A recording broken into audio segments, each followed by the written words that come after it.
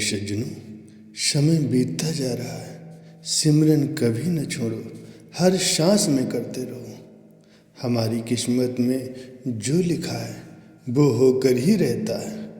पर अगर कुछ अच्छे कर्म कर लिए जाए, भजन सिमरन कर ली जाए और मालिक की दया हो जाए, तो मालिक होने वाली घटनाओं को सूली से कांटा बना देते हैं।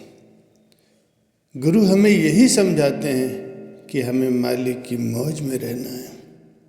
कभी कभी हमारी आत्मा को जो भविष्य में होने वाला है उसका संकेत मिल जाता है, पर यह इतना आंशिक रूप से होता है कि जिसे हम समझ नहीं पाते। प्यारे सज्जनों, जग में दो शक्तियां काम करती हैं, एक दयाल की और दूसरी काल की।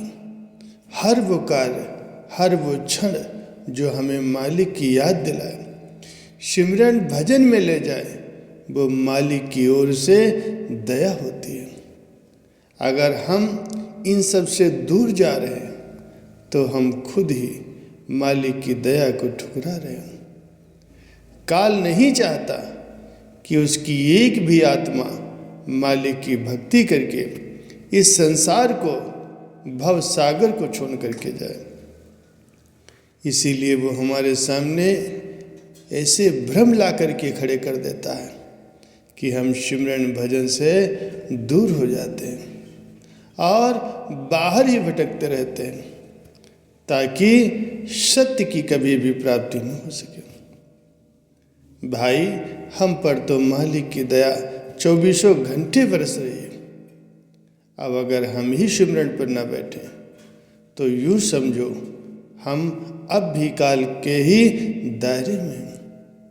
काल ने ही हमें भरमा रखा है ताकि हमें सत्य की प्राप्ति न हो सके, सत्य से हम वंचित रहें, भविष्य में कभी हमारे साथ गलत ना हो सके।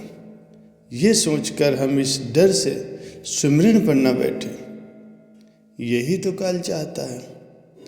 जो होना है वो अटल है, हमें अपने डर को बाहर निकालना है। डर तो एक कल्पना मात्र है जिसे हम खुद ही रचते हैं, खुद ही बनाते हैं।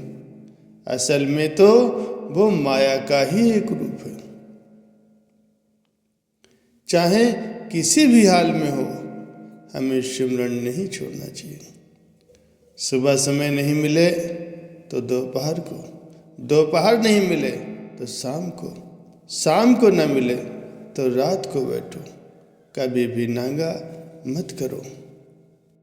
हम सभी को पता है कि मिश्री मीठी होती है।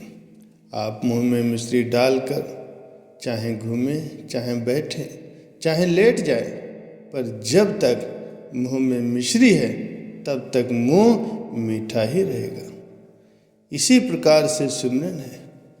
हम चाहे चलते फिरते, उठते बैठते, खाते पीते, यानी जिस भी स्थिति में हो, सिमरन करते रहेंगे तो उस मिश्री की तरह नाम की मिठास हमारी आत्मा को आती रहेगी।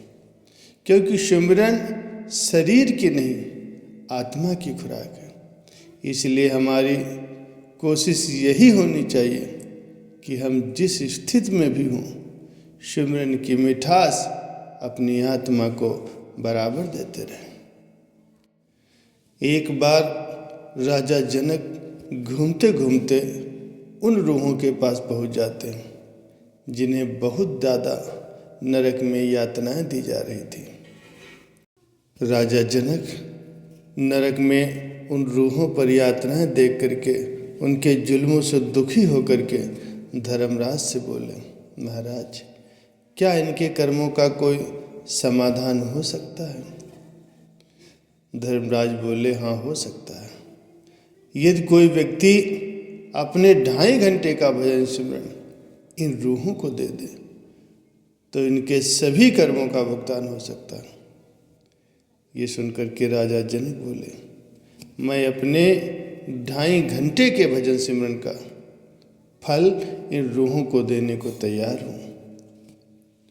ये सुनकर धर्मराज ने तराजू मंगाया और राजा जनक से बोले, मैं एक तरफ इन रूहों को रखता हूँ और दूसरी ओर आपके 2.5 घंटे के भजन सिमरन को रखता हूँ।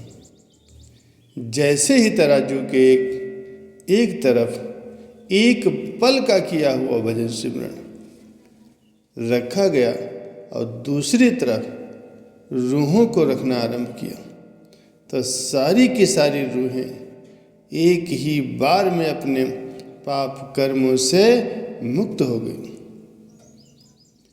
प्यारे सज्जनों, इसीलिए कलयुग में मालिक ने भजन सिमरन को बहुत ही सरल समाधान बताया है अपने कर्मों से मुक्त होने के लिए।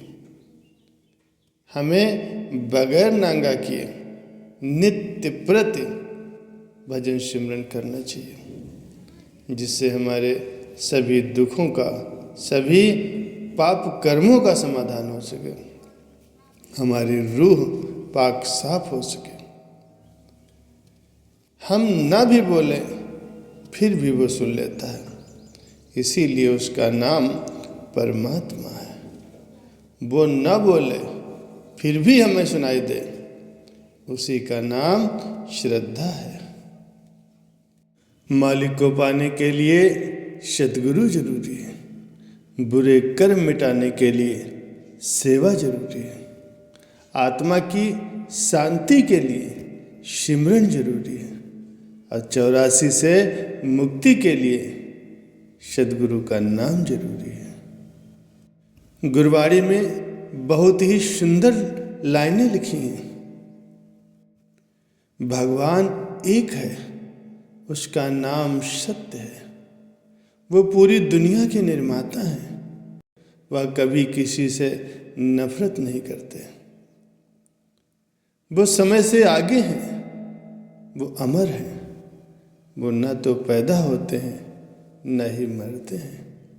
न किसी ने उन्हें बनाया है और न ही किसी ने उन्हें जन्म दिया है।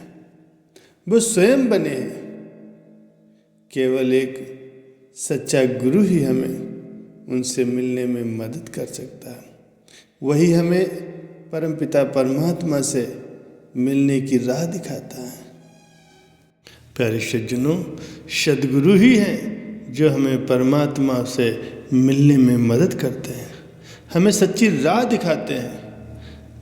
अपना नाम दे करके सिमरन करने का तरीका बतलाते हैं और सिमरन करते रहने से हमारे कर्मों का भुगतान हो जाता है। हमारी रूह कर्म बंधनों से आज़ाद हो जाती है।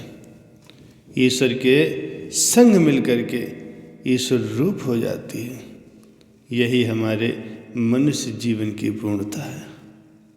यही वो कार्य है जिसको करने के लिए उस परम पिता परमात्मा ने, उस सच्चे मालिक ने हमको इस संसार में भेजा है। अच्छे कर्म करके, मालिक का सिमरन करके हम अपने आप को कर्म बंधनों से आज़ाद कर लेते हैं। इस लोक में भी सुखपूर्वक रहते हैं और अपना परलोक भी संवार लेते हैं।